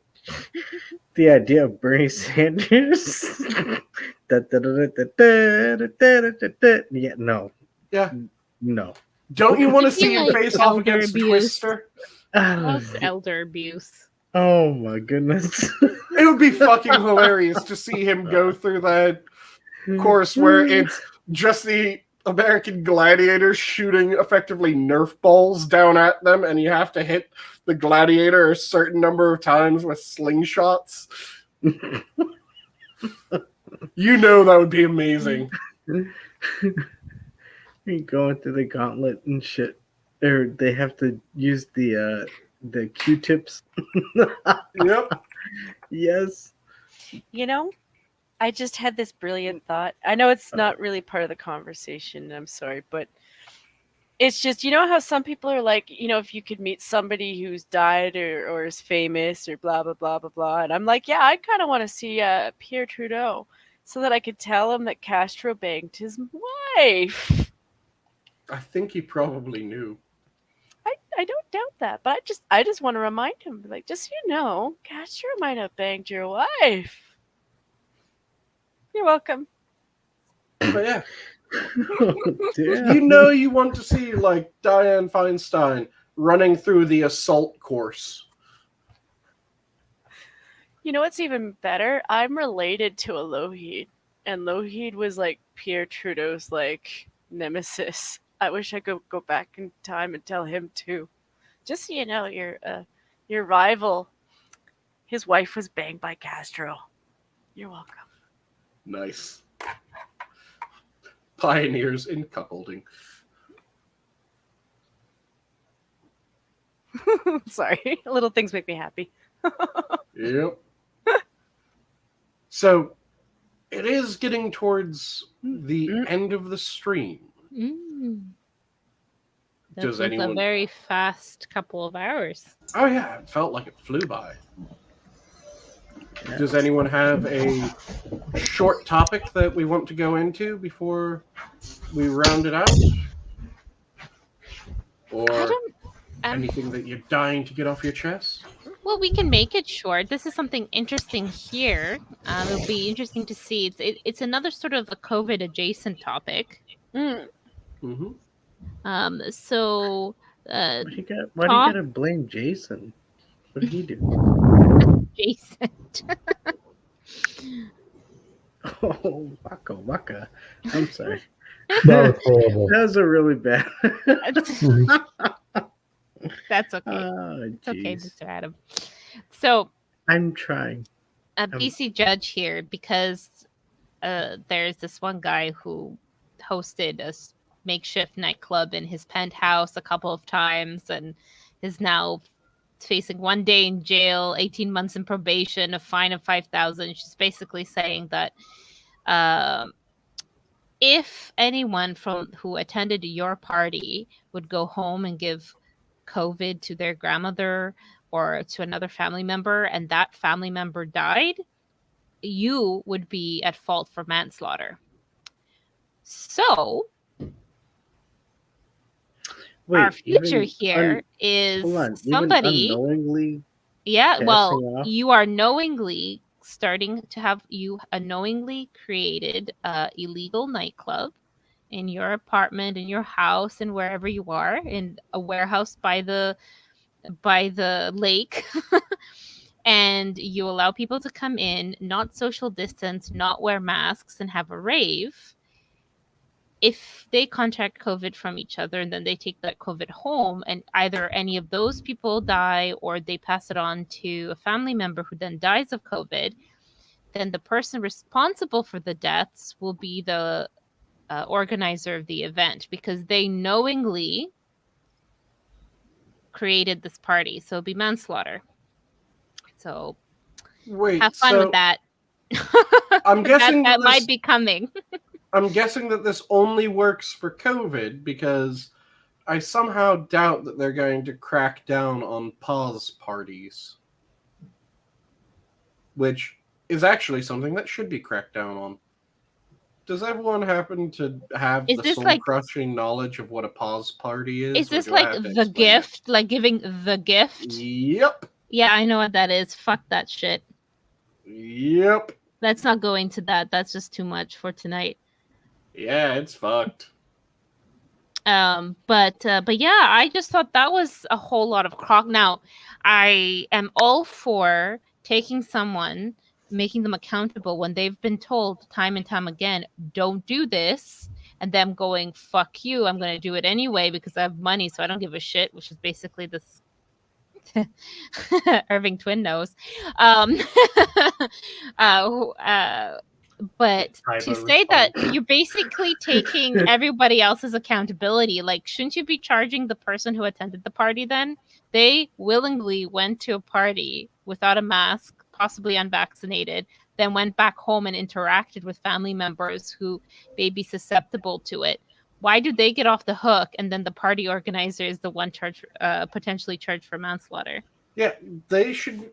The people that go to those knowingly are the ones who should be on whose head this falls. Mm-hmm. I agree. Because they're opting into it.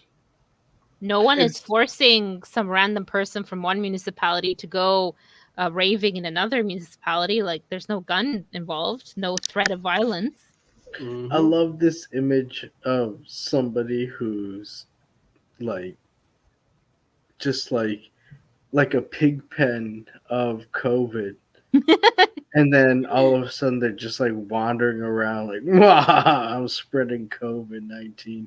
And this like, I don't know, this is all ridiculous to me. Yeah. Holy shit. The fact that they're trying to go after the people that are holding the parties, unless you catch the party in the act. Which they did. Yeah, if you catch the party in the act, then bust it up for an illegal gathering if it's an illegal gathering. Now, it can be argued whether it should be considered an illegal gathering, but... Well, in this case, it was the supplying of illegal grain alcohol, the over illegal gatherings of people outside, A, more than would be allowed in a pod, and B, obviously people outside of your pod, because it was like, I think it was like 75 people in an apartment, which were obviously not relations. And even if they were relations, you can't have 75. You can't have like a family reunion during this time of 75 people. You can't be Asian? You stuck on my cuckoo. That's fucked. I have no idea from what I said you picked that out of. Family relations, funny. I think you misheard as Asians. Okay. Hey, well, I don't know. This all sounds goofy as shit. So I or wouldn't maybe put it he past it misheard. To be like, yeah, Wait, well, you can't be Asian too. So did you mishear? Let's see. What was the word that I just said that he misheard again? Relations, family relations. Family relations. Did you hear it as family of Asians? Who's a Malaysian? Yes, he did. Okay. Okay. Yeah, well, yeah. Okay. So I misheard. But either way. I just wanted to double check that it was family of Asians that you heard for family relations. Yes! It was like, holy shit. They've gone too far. They're outlawing all Asian families. They've gone too far. Wait, is that how they're trying to even out the stats? Maybe I shouldn't say that. That's terrible. Hey, but this is all Canadistan, so we're Yep. safe. Yep. Well, if you're safe least for now. Well, no, because we got guns. For now. Which they're trying to change. Shh. Mhm. No.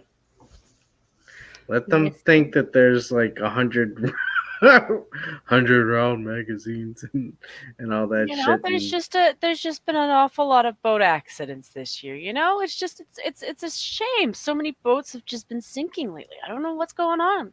But Adam, what could you ever need 1,000 magazine clip for? For my Because some of them 1,000 deer have Kevlar vests. The fact that I think it was 1,000 magazine clip was the quote.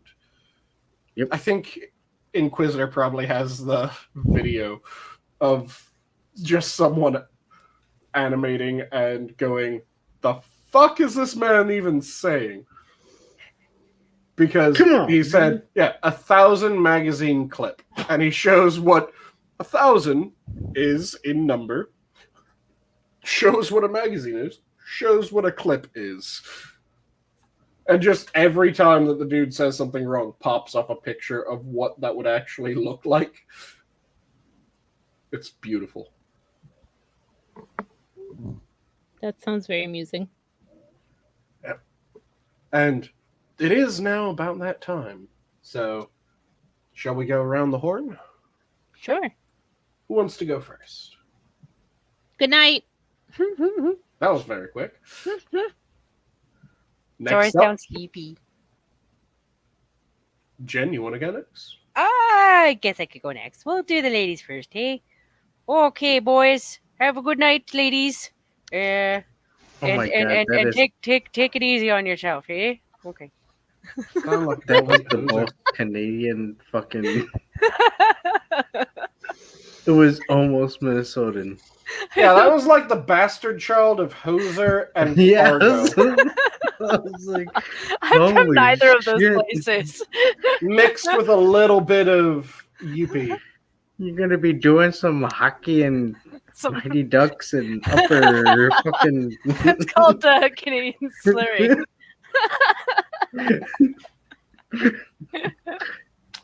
Going to go down to them there Tim Hortons and That them there? them there. Please, sir, we do not speak in such a way. You've never heard them there? I've heard that them there, just not up here.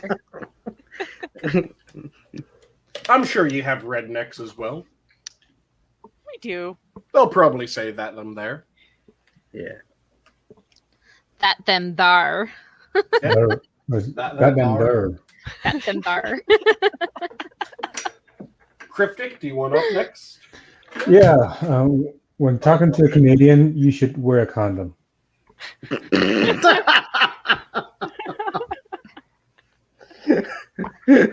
Why?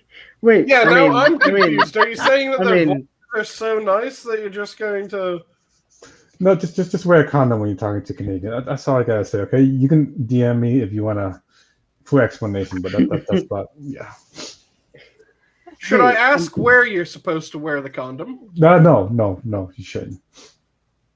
I'm 100% for safe sex, but that was odd. Could we say that? That was odd. Well, you Yeah. do know. I know quite a few people who refer to their face masks as face condoms. So, I mean, I suppose there is that way. Wait, Cryptic, do Canadians reproduce like dwarves in Dwarf Fortress? Are they spore-based, so that's why you're wearing a condom? Well, they regurgitate, their reproductive stuff. So Oh, don't God. worry about it. Don't worry about it. It's gonna be a big old lore story. We go down this rabbit hole. Okay. You started it, the Cryptic. Yeah. I know. Now inquiring minds want to know. Can you still set people on fire in 7 Days to Die by hitting them with a torch sword? Because it's been a really long time. No? Oh. No, you But- can. You can actually. I've been lit on fire. When? But Who? Last week by freaking what's her name? Star. So I have something to try. no, you won't. And something that will always work is, let me just set this down. Hey, Cryptic, can you come here for a moment? No, that was a geodes. Oh, No, I no, no. remember trying to convince Sora to get rid of your bed, but then she did it in front of you, and I was like, "That's not the point, Sora." That was a bit of an accident. I didn't mean to scrap it. This is the shit I have to deal with in community with them. By the way, these two specifically, Sora and Jen. It's fun for Is us it, anyway. is it? It's so fun. So, Adam, your parting words? Well, I mean, wow, how do I follow that?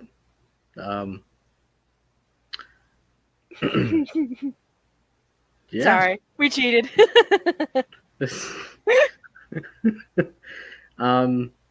Well, it's Friday night. Hey, thanks for letting me on. It's fun. It's always fun chatting with you guys. You know how I'm always indifferent about talking with these Kanuki stannies, but it's either here or there. But hey, all in all, I love you all, and I love chatting with you. So, Aww. Likewise. Yeah. Hug. I stole that from Kevki. yeah, well, relax on that. There's no hugs. Just, Bro fist. Geodes is saying, don't remind me of my dark past. Have we summoned geodes? We've summoned geodes. Yes. Yep. I thought, I was looking at that and I was like, oh, the irony of it. And I'm bringing up 7 Days to Die too. Like, So, I think I'm going to try a new parting phrase here. It might join the queue, it might not. Laughter is the defiant roar of hope when things are hopeless. And with that, have a good night, all. The zoo is closed. Good night. Good night. Just so you guys know, I did actually get a new computer, so it's not like I can't play games. I'm just kind of overwhelmed by stuff I can actually do now. Okay. Good night, everyone.